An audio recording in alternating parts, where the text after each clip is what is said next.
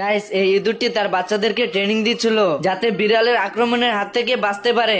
আমার জন্য এটা কোনো ব্যাপারই না, কোনো ব্যাপার না। তোমাদের যা কিছু আছে তাই নিয়ে প্রস্তুত থাকো। আচ্ছা। এদিকে বিড়ালও তার বাচ্চাদেরকে ইঁদুর ধরার জন্য ট্রেনিং দিচ্ছে। এরপর বিড়াল একটি খেলনা ইঁদুর মাটিতে ছেড়ে বলতে থাকে, শাহিন নটির ফুলাকে ধরে ফেল।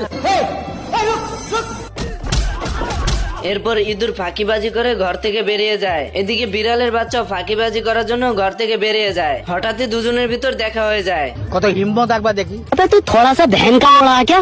হাসিনা পালিয়ে গেছে, শেখ হাসিনা নাই, শেখ হাসিনা চলে গেছে, শেখ হাসিনা পালায় না। বিড়াল তো ইঁদুর পিছন পিছন গিয়ে তাদের গুহার ভিতর ঢুকে যায়। ইঁদুর তো বিড়ালকে দেখে লাথি মেরে বের করে দেয়।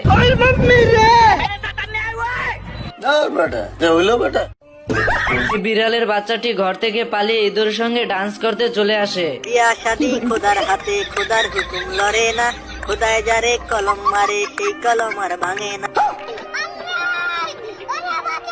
এর ভিতরে বিড়ালের মা আওয়াজ শুনে গর্তের সামনে চলে আসে।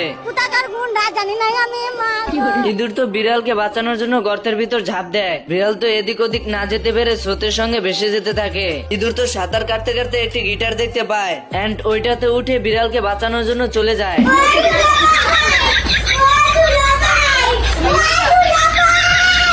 খারাপ হয়ে যায়গা, मैं माँ अम्मा बहन पे आ जाऊंगा मैं इनकी। Helicopter helicopter. बाल बच गया रे देवा। এদিকে বিড়াল আর ইঁদুর তার বাচ্চাদেরকে পেয়ে খুশিতে আত্মহারা হয়ে যায়।